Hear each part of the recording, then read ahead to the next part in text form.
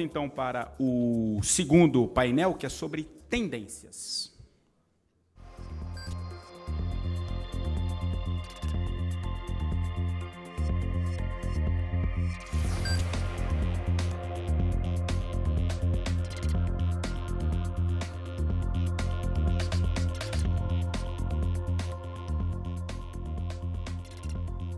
Para mediar este painel, eu chamo ao palco o jornalista Felipe Moura Brasil.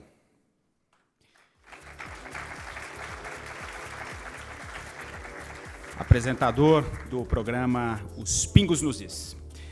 Chamo ao palco também Flávia Rosário, Head de Marketing do Waze para América Latina, Europa e Ásia. O Fábio Fernandes, diretor de negócios da ZTE. O Paulo Frossardi, vice-presidente de desenvolvimento de negócios da Mastercard. E o Maurício Ruiz, diretor-geral da Intel Brasil. Bom painel a todos.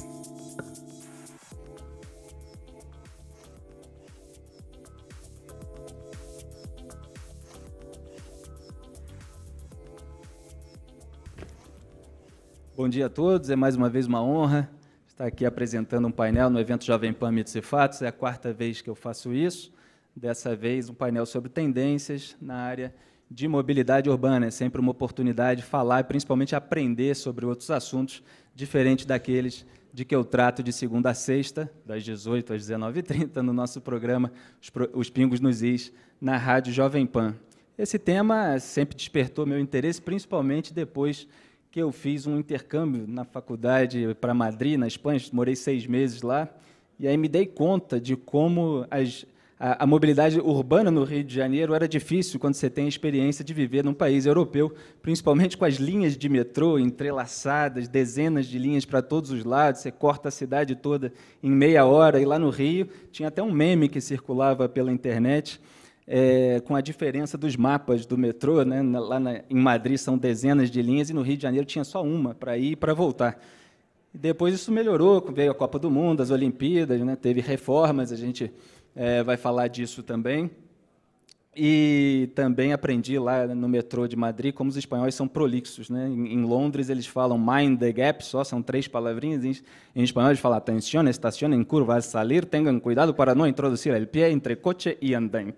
E lá no Rio de Janeiro parece que adotaram a fala espanhola, né? Também se falassem cuidado com o vão, eu acho que os cariocas não iam entender, então fica tudo muito bem explicadinho.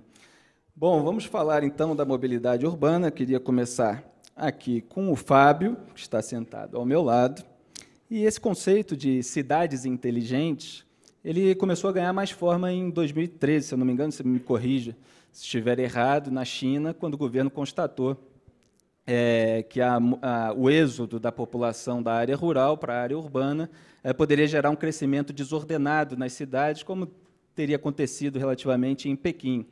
E, para evitar isso, começou a tomar providências em dezenas de cidades, e a cidade, por favor, corrija o meu chinês se eu pronunciar errado, Yinchuan se tornou um exemplo mundial de cidade inteligente. Como é que isso aconteceu? Por que Yinchuan se tornou esse exemplo e qual foi a participação da sua empresa nesse processo?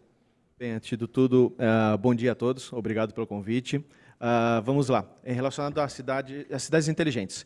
Cidades inteligentes é um termo que nasceu aproximadamente em 2010, para poder chegar e exemplificar. Se a gente fala cidade inteligente, cada um vai falar de uma maneira diferente o que é cidade inteligente.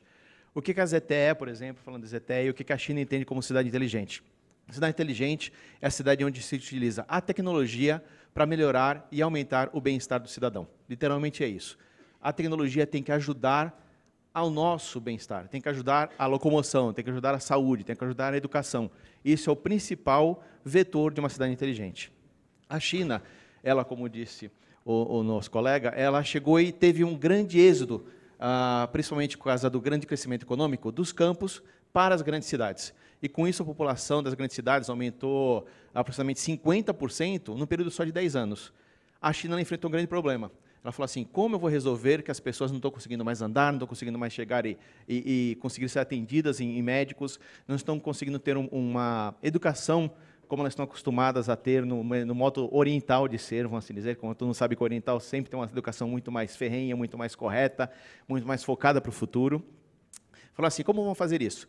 Ok, vamos desenhar um planejamento para os próximos 30 anos, onde o que a gente quer fazer das cidades. Vamos usar a tecnologia para ajudar a integrar o poder público ao privado e ao cidadão. Com isso, definiu-se algumas vertentes, com essas vertentes trabalhou-se locomoção, ou seja, mobilidade urbana, educação, saúde e outras vertentes que a gente tem em Smart Cities. Incheon foi escolhida principalmente porque Incheon é uma cidade pequena, no padrão da China, porque ela só tem 3 milhões de habitantes. O que acontece com isso? É uma cidade onde ela poderia mudar o patamar para poder pensar no futuro, ou seja, ela tem 3 milhões de habitantes, cresceu mais ou menos 1 milhão em 4 anos, ou seja, um crescimento extremamente acelerado. No Brasil a gente não tem nada parecido com isso.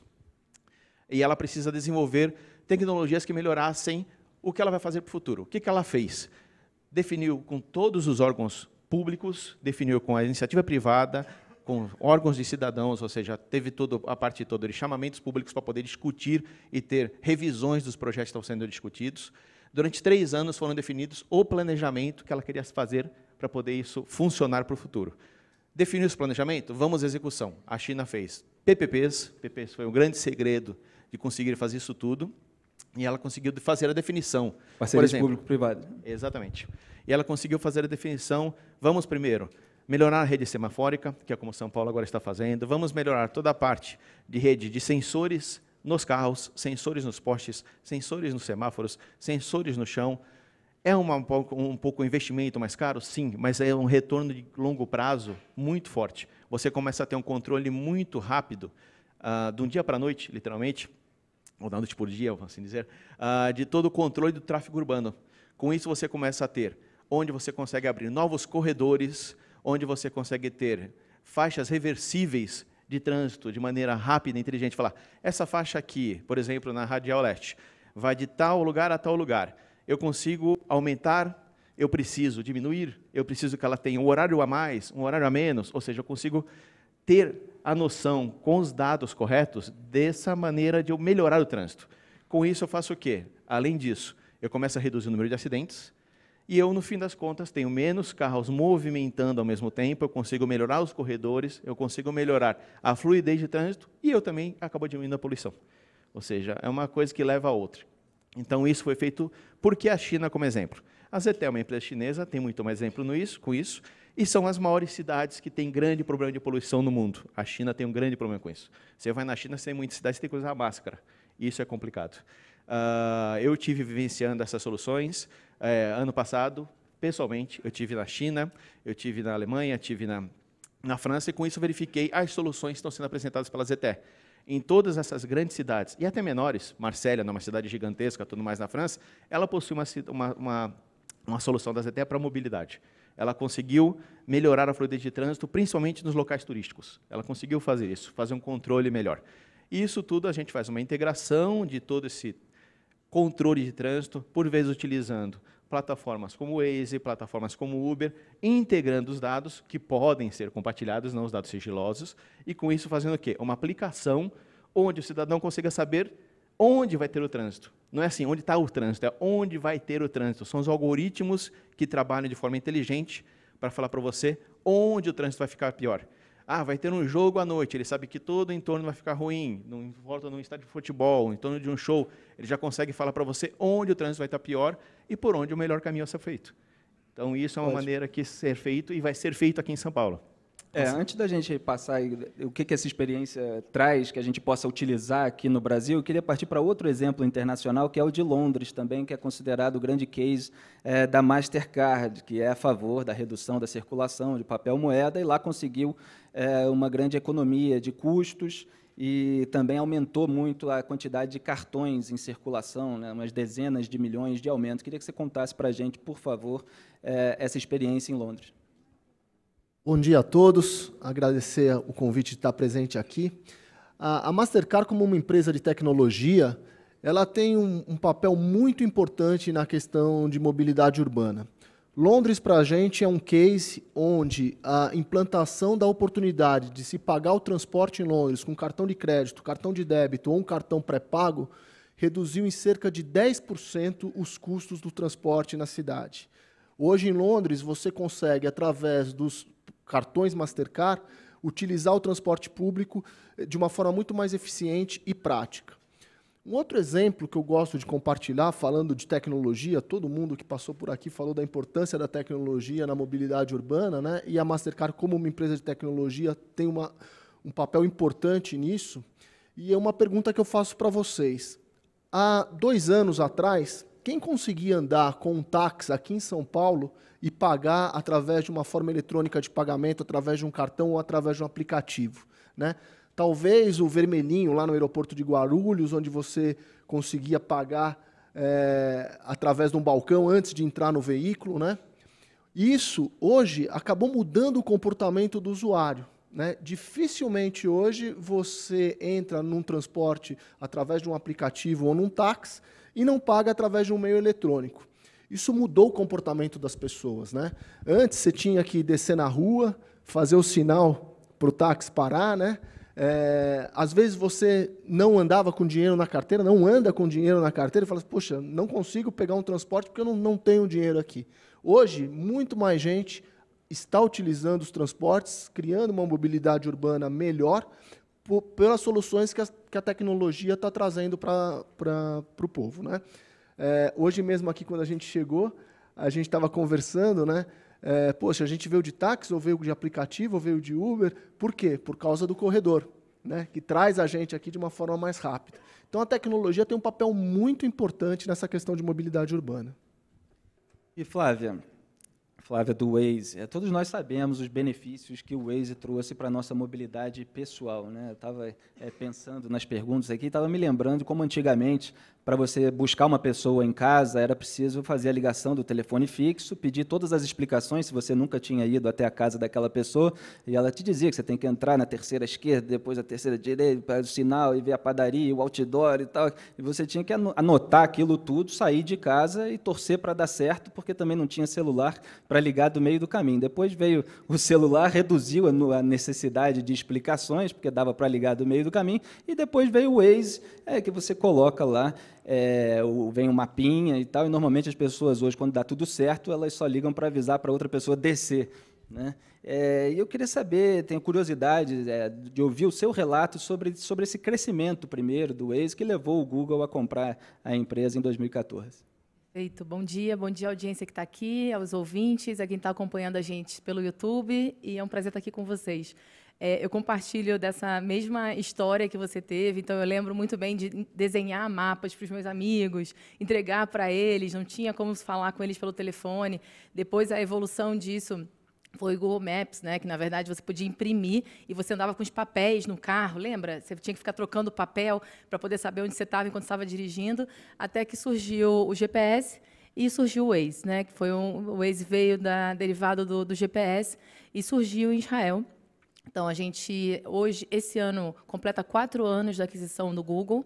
É uma empresa que nasceu porque a gente precisava manter os GPS atualizados e era muito difícil ter o GPS sempre atualizado com as mudanças todas que acontecem nas ruas. A gente sabe que tem rua que muda o caminho, ou a mão, ou tem um bloqueio. E o Waze nasceu como uma comunidade mesmo de motoristas que ajudam a manter esses dados e esses mapas sempre atualizados. A gente hoje tem 100 milhões de usuários que usam o Waze todos os dias. Só aqui na cidade de São Paulo são 4 milhões de usuários que passam 1h30 no trânsito por dia, em média. São números muito grandes, né? E, Maurício, sempre que a gente pensa em mobilidade urbana, em cidades inteligentes, sempre vem à nossa cabeça aquelas obras de ficção que ficaram no imaginário, principalmente a animação, desenho animado dos Jetsons, da década de 60, e mais para cá, o filme De Volta para o Futuro 2, de 1989, que marcou muito a minha infância. E eu vi uma declaração sua dizendo que, pegar aqui as palavras exatamente, o mundo dos Jetsons está chegando. Em que sentido o senhor acredita nisso?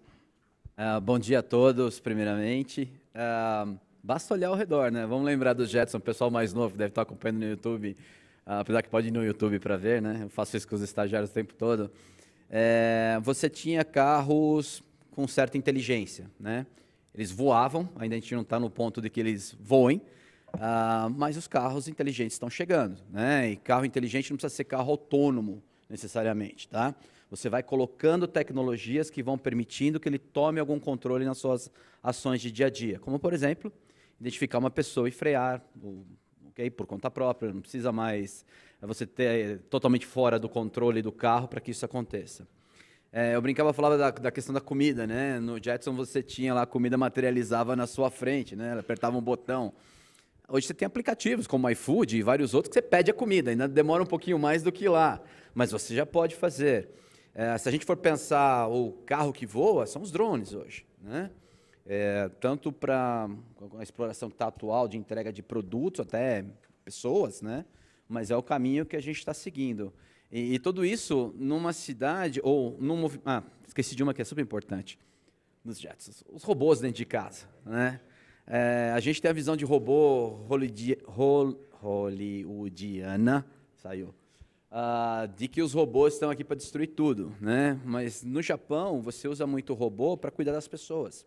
São os grandes assistentes que você tem dentro de casa, né? Você olha pessoas mais velhas, você regula a medicação, tem uma série de serviços que a gente chama de care para as pessoas. Então é um mundo que está se apresentando, está aqui, está na nossa volta. Talvez ainda não está 100% dentro da nossa casa, mas os componentes estão aqui. E uma hora isso vai estar muito mais presente para nós. Eu citei De Volta para o Futuro 2, que tem os carros voadores, obviamente, como é filme, tem personagens ali, fica muito mais materializado do que no desenho animado dos Jetsons, mas parece que os carros autônomos, quer dizer, os carros terrestres sem motorista, vieram antes dos carros voadores com motorista. Essa grande tendência, acho que é o grande modificador da indústria automobilística. Nos próximos, por volta de 2020, você vai começar a ter carros em escala no mercado, onde você tira a mão do volante, gente. Você deixa lá, alguns deles nem volantes mais precisam ter, e ele te leva para onde você quiser, né? A gente vê, obviamente, vários testes que estão acontecendo, várias frotas, o Uber, do Daniel, tinha... a gente tem uma parceria muito forte com a BMW, a gente está colocando os carros na rua também, ou seja, vai acontecer. E hoje o que você começa a enxergar, por exemplo, no Brasil, como uma pavimentação para o carro autônomo, são esses carros com os controles de faixa, com controle lateral, se alguém se aproxima do seu carro, você começa a ter sensores que te avisam. Tudo isso são tecnologias, gente, que são embriões para o carro autônomo. A diferença que vai ter é que no carro autônomo, ele vai receber todos esses dados e ele toma a decisão do que ele vai fazer, não é mais você. Fábio, o senhor ia falando da possibilidade de melhorar o trânsito. Em pouco tempo é possível fazer isso, inclusive aqui em São Paulo? Sim, é possível. A ideia já de trabalho com a Prefeitura de São Paulo, a gente está verificando toda a parte de implantação dos serviços e da tecnologia que a gente já tem hoje pronta em outras cidades do mundo, aqui em São Paulo. Ou utilizando através de PPP ou através de algumas delas que a gente já fez, inclusive, no passado, e pode voltar a fazer de doações, para poder ajudar a população de São Paulo, afinal de contas, é onde a ZTE está, e ela quer que todos os funcionários dela e toda a população em volta tenham bem-estar, para todo mundo estar feliz e conseguir trazer mais coisas para a própria empresa e mais coisas para a sociedade, e com isso fazer o quê? Fazer melhorar a vida da população. Então, existe um planejamento de curto e médio prazo, de trazer todas as tecnologias que a ZTE possui hoje na China e em outros lugares nos Estados Unidos e na Europa, principalmente na Europa. Os Estados Unidos têm um pouco de restrições de uso de tecnologia da China, por motivos óbvios, é que a China e Estados Unidos não têm compartilhamento de tecnologia, então a gente tem muito mais coisas funcionando na Europa, na América do Sul, na América Central, na Ásia, na Oceania, não na América do Norte, e com isso a gente vai trazer essas coisas que funcionam hoje na Europa para São Paulo. Então, curtíssimo prazo, a gente está falando de semáforos, a gente está falando da parte toda de sensores que funcionam em alguns corredores, que a gente vai colocar como corredores digitais, para fazer testes com a Prefeitura de maneira para este ano. Ou seja, corredores digitais que a gente tem ideia, exemplo, é uma Faria Lima, é uma Berrini, é uma Paulista, que são corredores que a gente consiga fazer testes, onde já possui uma infraestrutura que a gente consiga trazer esses equipamentos e fazer funcionar da noite para o dia. Depois disso, a gente começa a implantar o quê? Em regiões longe do centro. E aí a gente vai pensar em colocar a periferia, para poder ter o benefício da periferia. A gente precisa verificar a aderência disso na periferia. Ter a população da periferia também ter o benefício percebido. E depois disso, a gente começar a rodear a cidade toda, e aí de fora para dentro, que é o plano da Prefeitura. Não é do dentro para fora, é de fora para dentro. Ou seja, que todo o problema que a gente tem de deslocamentos externos até o centro, eles sejam reduzidos. A gente começa a utilizar os modais de transporte público, começa a utilizar a otimização do transporte individual para começar a trazer menos gente para dentro de São Paulo, para dentro do centro de São Paulo. É um deslocamento enorme, como o Waze, eu utilizo o Waze todos os dias. É uma brincadeira, por exemplo, hoje eu tenho 2 pessoas que mandam na minha vida, 2 mulheres, a minha esposa e a mulher do Waze. Vira direito, eu viro, porque se eu não virar, eu sei que eu vou me estrepar, então eu tenho que virar. Então, o que acontece? O Waze funciona muito forte. Então, essa base de dados do Waze, para a gente tentar trazer menos gente pelos corredores e até pelos bairros onde não suportam, porque se ele mandar entrar num bairro como o Brooklyn, que não tem ruas que suportam o trânsito, a gente tem que trazer menos pessoas nessas ruas. E é isso que a gente quer colocar. A inteligência do software que a gente já possui já ao redor do mundo, e também os sensores, para não ter esse trânsito vindo para o meio de São Paulo. Ou seja, a pessoa não precisa utilizar o transporte individual, ela utiliza os modais de transporte público. Lá na China, imagino que já tem isso no Brasil também, central de operações das prefeituras acompanhando o tráfego em tempo real. Essa tecnologia utilizada do Waze, é similar? É extremamente similar ao do Waze. A diferença é que, por exemplo, na China, utiliza muito mais os sensores. Utiliza a verificação via satélite e também utiliza a verificação em solo, em postes, em carros. Exemplo, em Wuhan, Pequim, Xangai, Shenzhen, que são as grandes cidades da China, Taiwan da China, são cidades com mais de 10 milhões de habitantes, elas possuem sensores nos carros. Os carros saem com RFID na placa, onde esses carros passando nos sensores ao longo do centro expandido, os softwares que regulam o trânsito conseguem saber que hora está entrando, que hora está saindo, que velocidade está fazendo. Com isso, começa o quê? A fazer regulação do trânsito ao redor do centro. E aí vai expandindo. Não entrando na seara de discussão, mas a pessoa vai saber o meu caminho e tudo mais, mas não, é só o poder público sabendo para melhorar o trânsito. É uma informação não divulgada, é uma informação do usuário e do poder público, sem divulgação externa. Certo. Flávio, já levantei essa bola pensando aqui também na sua área. Como é que é essa parceria? Já parece que são 500 do Waze com prefeituras e órgãos públicos de trânsito também. Então, até obrigada, Fábio, por ter mencionado o Waze. A gente começou essa parceria com o Rio de Janeiro. É interessante que todo mundo aqui conhece o Waze, ou a grande maioria de vocês conhecem o Waze porque usam o Waze todos os dias, mas pouca gente sabe que a gente tem essa parceria de troca de informação com 500 parceiros, como você mesmo falou, que ao redor do mundo. E até é interessante contar o caso do Rio de Janeiro. O Rio de Janeiro estava recebendo o Papa lá, e o prefeito, na época, o Eduardo Paes, chamou a gente para conversar e pilotou com a gente essa iniciativa, que foi a conexão dos nossos dados, totalmente de forma anônima e sem cobrar nada por isso, com o Centro de Operações do Rio de Janeiro, que possibilitou para eles terem um entendimento das vias e dos fluxos desses motoristas e tomarem decisões mais assertivas, inclusive levando a decisões para Olimpíadas. Então, a gente tem um case lá que foi a construção de 2 ou 3 viadutos ali na região do Porto Maravilha, que foram feitas com base nos dados do Waze. Isso reduziu, naquela época, em 25% o tempo de deslocamento durante as manhãs no Rio de Janeiro. Hoje em dia, a gente deveria ver, porque eu acho que o trânsito no Rio tem piorado, tive lá semana passada, mas, além do Rio, a gente tem a parceria aqui com São Paulo também, a gente assinou isso com a Veleda e com o prefeito Dória no ano passado, e a gente ajudou eles, na iniciativa de lançamento, a mapear os sinais que estavam com problemas. Então, os próprios motoristas do Waze poderiam, em 2 ou 3 passos, enviar alertas dos sinais que estavam com problema. Isso é uma grande diferença da experiência que você tem para reportar, quando você está dirigindo na cidade de São Paulo, um sinal. Você tem que parar o seu carro, pegar o telefone e ligar. Com o Waze, a pessoa pode fazer isso com 2 ou 3 botões, né, ou 2 ou 3 toques no celular, claro que parado, para não provocar nenhum acidente. Por que Jundiaí se tornou a primeira cidade da América Latina a oferecer a tecnologia Mastercard de pagamento sem contato em transporte público? Jundiaí foi uma escolha de uma parceria público-privada que a Mastercard fez, e hoje 100% da frota de Jundiaí ela está apta a receber pagamentos com cartões contactless, né? Pagamentos sem contato, né? Se você olhar uma média, de 15% a 50%, depende da cidade, depende do município, dos pagamentos feitos com transporte público ainda é feito com dinheiro, em espécie. Tá? Então, existe um potencial enorme para a gente introduzir a tecnologia do pagamento por aproximação, o contactless.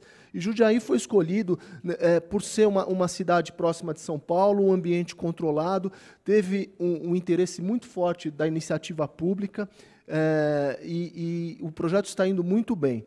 A gente tem um desafio grande ainda com os nossos parceiros, os bancos e emissores de cartão, para introduzir a tecnologia contactless, não só através de um plástico, mas pode ser isso através de uma pulseira, de um relógio, enfim. Mas esse é o futuro, né? O nosso colega citou ali os Jetsons, né? O futuro já está aí, já está acontecendo. Hoje a gente tem Jundiaí com 100% da frota de ônibus aceitando a tecnologia contactless. A gente tem uma linha de trem no Rio de Janeiro, onde o piloto já está bastante avançado. Nós devemos estar lançando agora no mês de abril um projeto bastante interessante com o governo do Distrito Federal, onde a gente vai estar trabalhando a parte de aceitação contactless no ônibus e através de um cartão cidadão, né? A importância também de ter um cartão onde ele vai funcionar como um cartão de identidade do servidor, do funcionário público, onde através do cartão ele vai poder usar no transporte público, ele vai poder receber benefícios sociais, ele vai poder usar nas suas transações do dia a dia e com uma tecnologia contactless de pagamento por aproximação. É um cartão oferecido pela empresa para clientes Mastercard. Esse é um cartão oferecido, no caso específico de Brasília, pelo governo do Distrito Federal. Um cartão oferecido pelos órgãos públicos, um cartão de identificação que pode ser utilizado como cartão para fazer transações. Certo. E, Maurício, como é que o 5G, queria até que você explicasse esses conceitos para as pessoas mais leigas, vai destravar a chamada internet das coisas e, consequentemente, as cidades inteligentes e a mobilidade urbana? Bom, primeiro eu só queria complementar o que os colegas falaram aqui. O conceito de cidade digital, em geral, pessoal, se baseia no quê? Emissão de dados. Eu tenho que ter dados. Ok? Seja lá o que for. O que você quiser resolver de problema na cidade, você tem que olhar para o causador do problema e falar, isso aqui me conta alguma história, ele está me informando sobre algo. E aí pode ser através de um sensor, pode ser um GPS, pode ser um celular, como o Waze fez muito bem, né, de criar uma aplicação através do celular. Com isso, você tem informações chegando. Tá? Quando essas informações chegam, o que você faz? Você processa isso e tem conclusões para que você melhore a vida das pessoas. Vou dar um exemplo, antes de falar do 5G, de semáforos inteligentes. Eu posso ter um semáforo ali que ele está recebendo, ele está contando carros que passam, ou medindo o tamanho da fila de carros que estão ali. Ele determina o tempo que ele vai ficar aberto ou fechado. Agora, pense o seguinte, um semáforo ele não pode funcionar sozinho, né? Porque ele abre e o próximo está fechado. Você começa a engargalar, ou seja, você tem todo um conjunto de semáforos que podem estar te passando informações e, a partir daí, você tomar decisões, através de um operador ou não, para controle de vias. Onde é que entra o 5G nessa história? Todo mundo, quando a gente conversa de 5G, pensa na evolução do celular, e não é. Tá? O 5G ele tem, basicamente, 3 redes dentro dele, na definição dele. Uma é uma melhoria do Wi-Fi, outra é a melhoria do LTE, que é o que a gente tem no 4G, e outra é uma rede que permite você enviar um conjunto pequeno de dados em grandes volumes pelo ar. Imagina isso que a gente está falando aqui de vários dispositivos conversando, né, mandando dados. Você precisa de uma rede nova para isso. À medida que a cidade for colocando mais dispositivos conectados, mais dispositivos que passam algum tipo de informação, a gente vai ter que melhorar uma dessas 3 redes. E, de preferência, que tenha uma interoperabilidade entre elas. É aí que surge o 5G. Tá? A gente recentemente fez um piloto na Olimpíada de Inverno, agora na Coreia do Sul. E para a Olimpíada de Tóquio, nós vamos ter a cidade de Tóquio todinha já em 5G, fornecendo uma experiência bem diferenciada, com muito volume de dados, vídeos, passando para a população, com realidade virtual e assim por diante.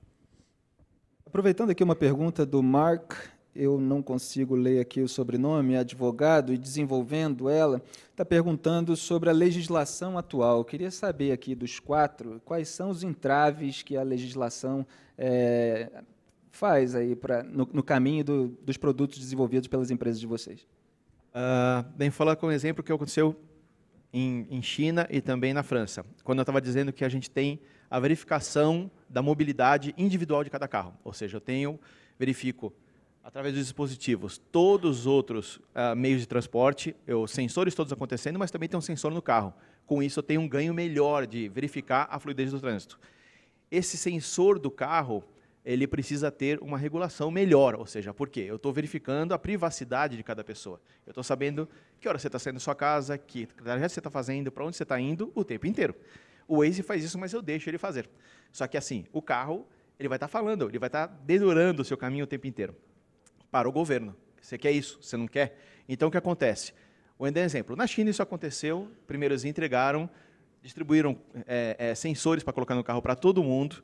Teve mais ou menos 80% de adesão no primeiro momento nas cidades que eu já citei, por exemplo, Incheon, no caso, Shenzhen, Shanghai e Pequim. E, com isso, começou-se a ter o benefício. Mas depois, para chegar aos 100%, uma das leis foi alterada, vai pela Câmara dos Vereadores local de cada prefeitura, e aí se impôs que tivesse que colocar isso. Na Alemanha, houve um caso ao contrário. Primeiro se alterou a lei, falou, coloca, e aí depois fala assim, olha, todo mundo tem? Ah, então tá bom, agora, a partir de agora, fica voluntário para o futuro. Então, assim, há sim uma necessidade de ajuste das leis, caso você queira ter o controle individual da locomoção de cada carro, de cada pessoa. Isso sim, você entra na parte de critério de privacidade, outras coisas, isso sim precisa ser discutido melhor para um futuro próximo, bem próximo. Flávia, o Waze enfrenta problemas também? Regulamentação? Bom, no nosso caso, a gente está totalmente dentro do que é previsto em lei, do que está previsto em lei. Acho que a grande discussão, quando você fala de tecnologia e de tendência, é como é que a lei vai suportar essas mudanças, porque as mudanças acontecem de forma muito rápida, elas estão conectadas com o comportamento do consumidor, do comportamento desse motorista, como é que a lei vai estar suportando essas mudanças e garantindo a integridade desses cidadãos quando essas mudanças acontecem. Na verdade, as mudanças acontecem, elas são implementadas e a lei vem normalmente em alguns momentos depois dessa questão. Mas do ponto de vista do Waze, quando a gente fala das trocas de dados, que a gente tem falado bastante aqui, todos esses dados eles são anônimos e são compartilhados com órgãos públicos, com os governos federais, estaduais e municipais. Paulo.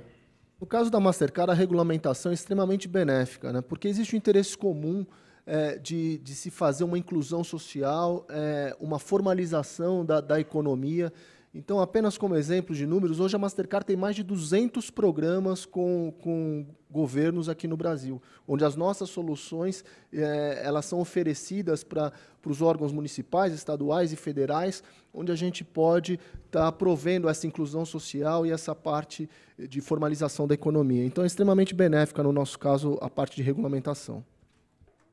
E, Maurício, na mesma entrevista que eu vi o senhor falar que o mundo dos Jetsons está chegando, o senhor estava falando que ainda precisamos carregar dispositivos, precisamos tirá-lo do bolso, se for um caso do celular, para que ele faça alguma coisa, e o mundo está caminhando para que isso não seja mais necessário. Como assim? A sua interação, ou o reconhecimento como um cidadão, ele vai começar a ser feito pelos seus itens biométricos. E você vai ter vários dispositivos com esse tipo de conectividade. Então, você não precisa necessariamente carregar um dispositivo para se conectar a algo. Basta eu estar em algum lugar e aquele lugar me permitir fazer isso. Okay? O que quebra um pouco, a gente fala do celular, o celular hoje é presente para todos nós, né? Quase uma extensão do nosso corpo, né? Agora, o que vai ser isso no futuro? A gente acabou de falar aqui do carro. Eu quero entrar no carro, ele me reconhece, ele me conecta, ele baixa minhas músicas, ele configura o carro do jeito que eu quero, eu não preciso fazer nada. E eu não estou carregando mais nada comigo, né? Ele simplesmente me identifica. Ele sabe que eu estou dentro do carro. Então, é nesse caminho que a gente vê a evolução. É algo que é difícil até de imaginar hoje, né? Flávia, você conseguiu decifrar a letra aí? Acho que sim. Bom, a primeira pergunta vem do comendador Hector Silva, e ele pergunta como é que está o uso do Waze no Rio de Janeiro, né, com a questão da violência e das rotas, quando você tem uma rota passando por uma comunidade e tudo mais. Bom, a gente sabe da questão de segurança no Rio de Janeiro, é uma tristeza, eu sou de lá, então, pessoalmente, eu me sinto muito tocada com o que está acontecendo lá no Rio. Mas também. Você também, né? Mas, do ponto de vista do Waze, o que a gente fez, a gente mapeou com a ajuda de dados de terceiros, de ONGs e do governo do Rio de Janeiro, algumas comunidades no Rio de Janeiro, são 25 comunidades que foram mapeadas para as Olimpíadas de 2016. Só que essas comunidades que estão mapeadas no Waze, elas não estão marcadas no mapa. Quando você abre o mapa, você não vê que elas estão ali mapeadas como áreas de risco. O que a gente faz é, se a sua rota vai passar por elas, a gente te pergunta se você quer, de fato, passar por essas comunidades, e a gente faz com que você passe ao redor dessas comunidades sem passar necessariamente por dentro dessa comunidade. Então, assim, a gente tenta garantir que a pessoa, primeiro, saiba que ela vai passar por uma comunidade que tem risco, e, de novo, esses dados não são dados que a gente colocou no sistema de forma aleatória, a gente buscou diferentes fontes, porque a gente sabe que são informações muito sensíveis. Existem pessoas que moram nessas comunidades, né? Então, essa é a nossa forma de garantir um pouco mais de segurança para esses motoristas no Rio de Janeiro. E, Paulo, falando em segurança, esse esquema com os cartões também previne roubos, à medida que o cidadão comum não precisa carregar dinheiro. Assim, esse é uma das principais alegações para vocês? Segurança para a gente é o número 1, né? Hoje, a gente tem a segurança no cartão físico, é o chip, né? Todo mundo tem um cartão com chip, você digita a senha. A gente está trazendo isso para o mundo digital. Então, a gente tem uma série de soluções para você ter a mesma segurança que você tem hoje no mundo físico, no mundo digital. Não faz sentido nenhum você ter um pagamento hoje sem ter 100% de segurança, tá? Eu brinco, né, que a gente tem hoje aqui o que eu chamo de pagamento invisível, né? O nosso amigo do Uber teve aqui no painel antes desse aqui, né?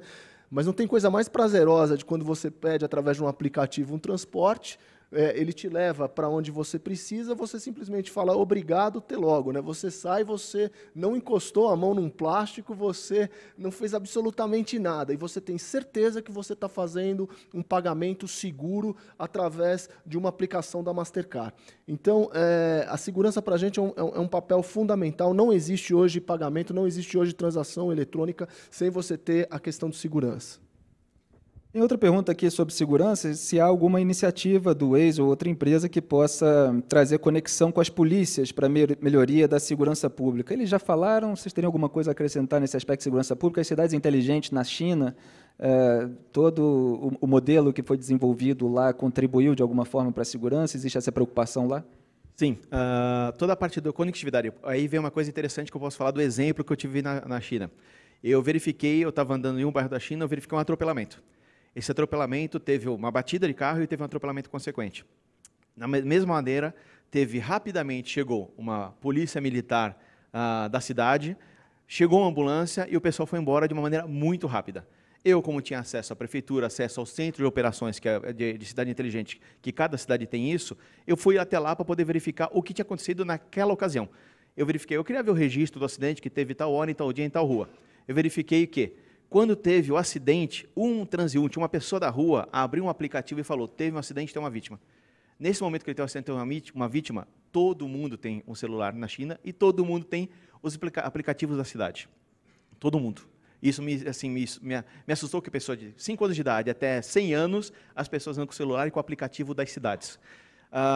Verificou que foi feita a ocorrência, foi chamado a polícia militar, foi chamado a ambulância. No mesmo momento, quando foi chamado, entrou em integração a rede de segurança, entrou em integração a rede de saúde, verificou a viatura mais próxima e foi feita uma onda verde nos semáforos para poder chegar mais rápido. Mesma coisa, verificou a ambulância mais próxima, uma onda verde até o mais próximo, chegou e mandou já para o hospital. Nesse meio tempo, tanto a polícia quanto o hospital foram avisados do problema que está acontecendo por meio de mensagens no celular.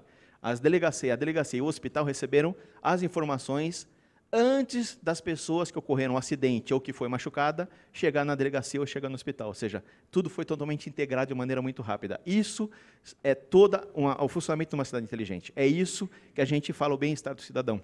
Isso é o grande benefício que a gente tem. E com isso, teve o quê? Uma diminuição de crimes, porque quando você começa todo mundo a ter acesso e vê uma coisa e fala, e chega logo a polícia, e esse dado é rastreado, e tem câmera, só em Ituan tem 35 mil câmeras na cidade, verificando todo mundo. Ou seja, você é rastreável. Você não consegue ficar fugindo de tudo. Então, São Paulo hoje tem 1.000, mas quer chegar a 10 mil num universo extremamente curto de tempo. Ou seja, a gente vai chegar lá, mas vai demorar um pouco mais de tempo. Mas na China isso já funciona. Na Europa, algumas cidades já têm isso.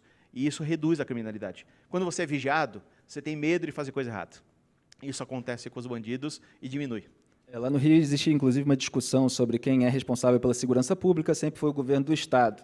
E aí os candidatos a prefeito, nas eleições, sempre disseram que poderiam contribuir instalando câmeras, justamente, como você está dizendo, porque permite, inclusive, hoje a gente vê vídeos na internet de assaltante na praia, alguém vai tomar um banho, ele rouba a mochila, mas aí tem a câmera de segurança da prefeitura, e aí vai trocando de câmera para ver para onde ele foi, então tem uma contribuição para a elucidação dos crimes.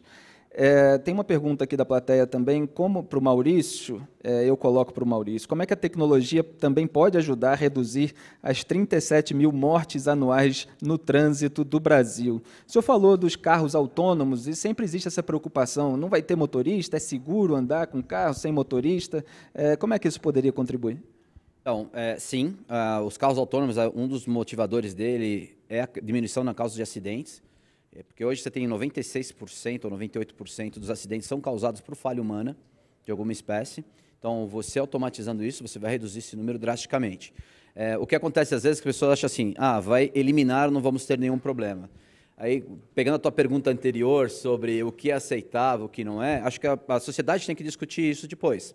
Porque a tecnologia sempre vai chegar primeiro, a tecnologia vem e habilita algo.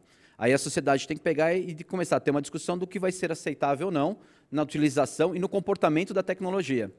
Então, a expectativa é que sim, os carros autônomos vão reduzir muito isso, os acidentes que você vai ter no trânsito, e aí nós vamos ter que discutir o que vai ser o aceitável.